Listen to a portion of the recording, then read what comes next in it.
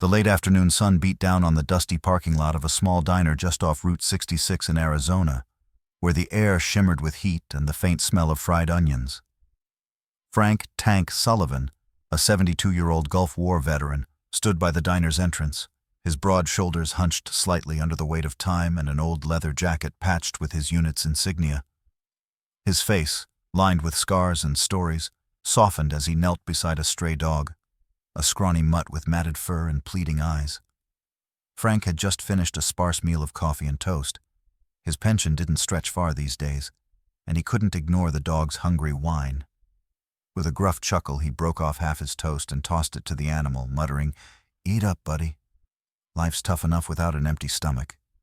The dog wagged its tail, and a couple of truckers nearby nodded in approval, one clapping Frank on the shoulder. "Good man," he said. Frank's small act of kindness felt like a rare victory in a world that had grown cold to him. He'd served 2 tours, led men through hell, and come home with a purple heart and a limp that never quite healed. But as he straightened up, wincing at the ache in his knee, a sleek black SUV screeched into the lot, kicking up gravel. Out stepped a man in a crisp suit, his sunglasses gleaming like he'd walked off a movie set. This was Victor Crane, a local real estate hotshot known for buying up land and flipping it for profit. He'd been eyeing the diner's property for months, and Frank, a regular, had overheard him bullying the owner, Mrs. Delgado, into selling cheap.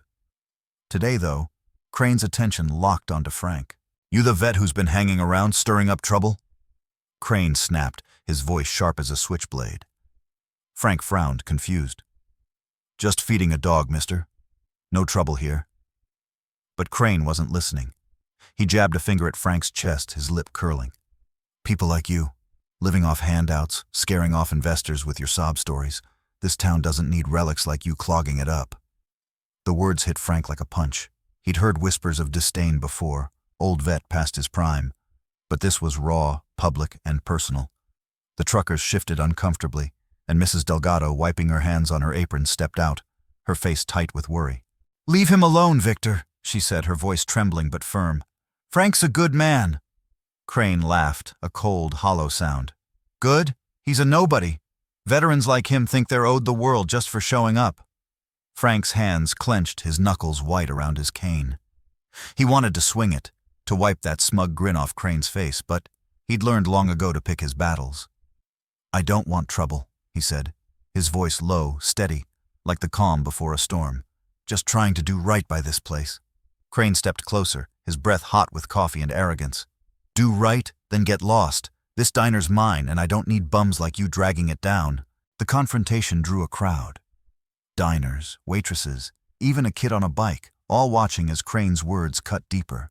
Frank felt the weight of their stares, the sting of being reduced to nothing in front of people he'd known for years. Doubt crept in, a familiar enemy. Was he really just a burden, a leftover from a war nobody cared about? But then, Mrs. Delgado stepped between them, her eyes blazing. "Frank's family here," she said. "You don't get to talk to him like that." Crane scoffed, tossing a business card at Frank's feet.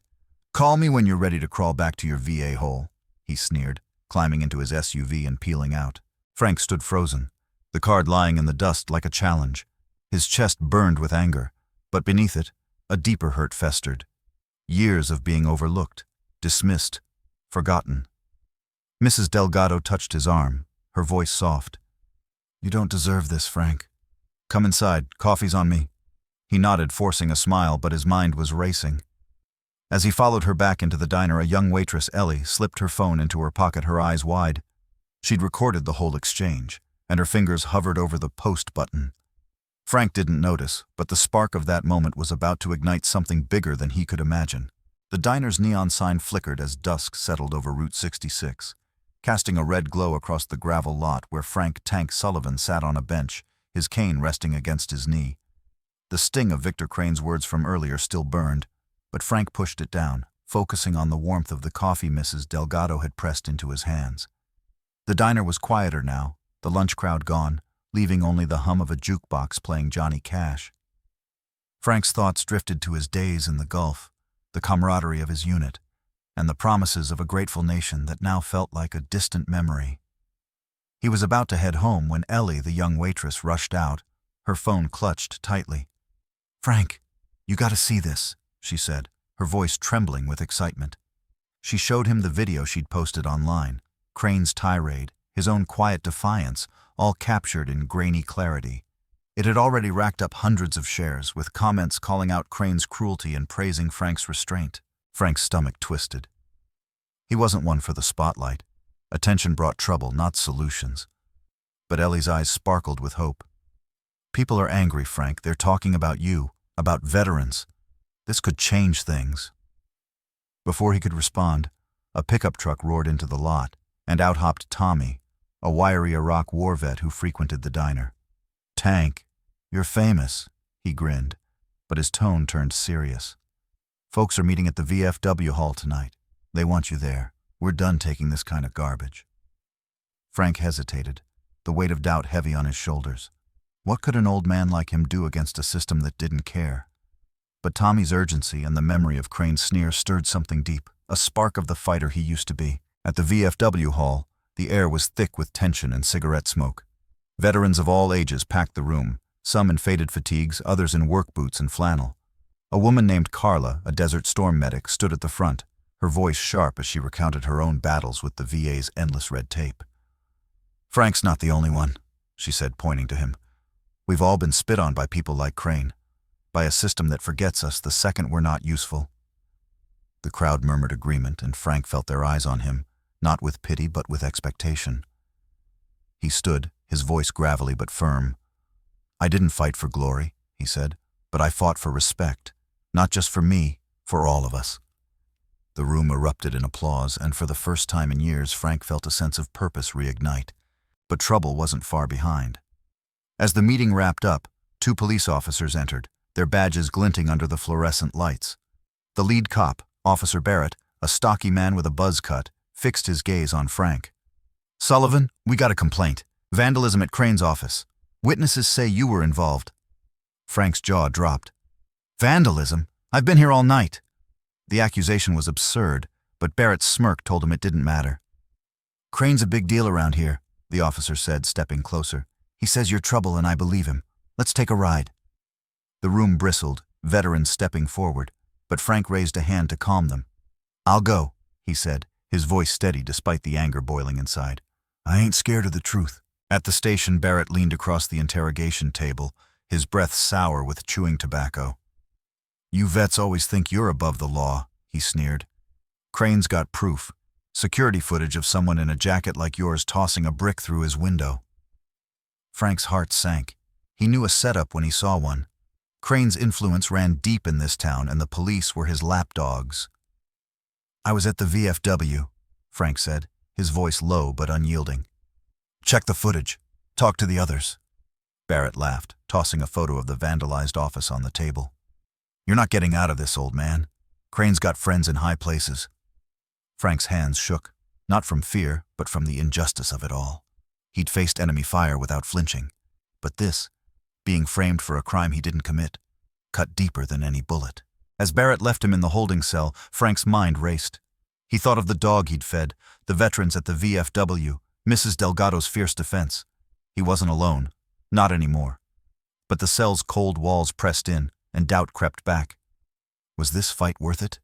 Could he really stand up to a man like Crane? Outside, unbeknownst to Frank, Ellie was back at the diner uploading the interrogation's details to social media, tagging local news outlets. Tommy and Carla were rallying the veterans, planning something big. The spark Frank had lit was spreading, and the town was about to feel its heat. "We're on the edge of the climax. What happens next will turn everything upside down. You can't miss the resolution of this story." The holding cell's fluorescent lights buzzed overhead, casting harsh shadows across Frank "Tank" Sullivan's weathered face as he sat on the cold metal bench. The injustice of his arrest gnawed at him, framed for vandalism by Victor Crane, a man whose wealth and influence seemed to bend the whole town to his will.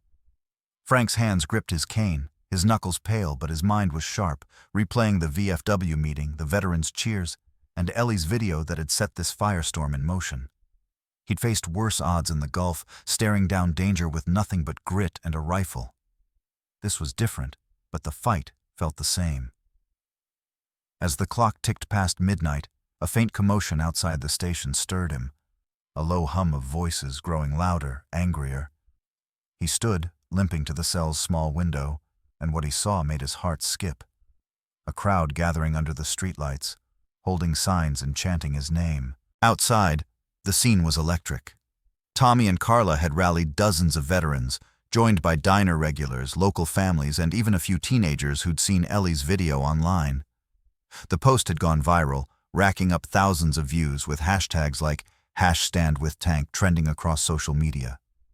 Mrs. Delgado stood at the front, her apron swapped for a jacket, her voice booming through a megaphone. "Frank Sullivan's a hero, not a criminal," she shouted, the crowd roaring in agreement. Ellie, phone in hand, live-streamed the protest, her voice cracking with passion as she described Frank's kindness to the stray dog and Crane's vicious attack. A local news van pulled up, its camera crew scrambling to capture the chaos. Frank, peering through the cell window, felt a surge of pride mixed with disbelief. "All this for me?" Inside the station, Officer Barrett stormed back to the cell, his face red with frustration. "You think your little fan club's gonna save you?" he snapped, unlocking the door. "Crane's pressing charges. You're done." But before Frank could respond, a sharp voice cut through the hall. A reporter, Sarah Martinez, from the local news, flanked by a cameraman. "Officer, we're live," she said, her tone daring him to act. "Care to explain why a decorated veteran's locked up on flimsy evidence?" Barrett froze, his smirk fading as the camera's red light blinked. Frank seized the moment, stepping forward, his voice steady. "I didn't touch Crane's office," he said, his words carrying the weight of years in combat. "But I'll tell you what I did do. I fed a hungry dog, stood up for a friend, and believed this country still honors its veterans." The broadcast hit the airwaves like a thunderclap. Social media exploded with users digging into Crane's shady business deals, foreclosures on struggling families, pressure on small businesses like the diner. By morning, the crowd outside had doubled, now including a busload of veterans from a neighboring town, their VFW chapter waving flags and chanting for justice. Tommy pushed through, banging on the station door, demanding Frank's release. Carla, meanwhile, had contacted a lawyer, a sharp-eyed woman named Linda who specialized in veterans' rights. Linda marched into the station, her briefcase stuffed with affidavits from VFW members confirming Frank's alibi. "You've got no case," she told Barrett, her voice like steel. "Release him or this goes national." Barrett, cornered, relented, but not before a final jab. "Crane's not done with you," he muttered as Frank walked free. The crowd erupted as Frank stepped outside, his limp pronounced but his head high. Mrs. Delgado hugged him fiercely, tears in her eyes. "We got you, Tank," she said. Tommy clapped his shoulder, grinning. "This ain't over. Crane's office is next." The protest shifted to Crane's real estate office downtown, where a bombshell awaited. A whistleblower, one of Crane's former assistants, had leaked documents showing he'd bribed local officials to fast-track his projects, including the diner's land grab. The news spread like wildfire, and by noon, Crane's pristine reputation was crumbling. Frank addressed the crowd, his voice hoarse but resolute. "This isn't just about me," he said, gesturing to the veterans around him. "It's about every one of us who fought and got forgotten. We're not relics. We're family." The cheers shook the street, and Sarah's camera caught every word. Crane, watching from his office, slammed his fist on his desk, his empire unraveling. The leaked documents led to an investigation, and by evening the mayor issued a public statement condemning Crane's actions and promising reforms at the police station. Frank, exhausted but unbroken, stood with his new family, veterans, friends, and strangers united by his stand. As he looked out at them, the weight of years lifted. He'd fought for respect, not just for himself, but for every veteran who'd been cast aside. And this time, he'd won.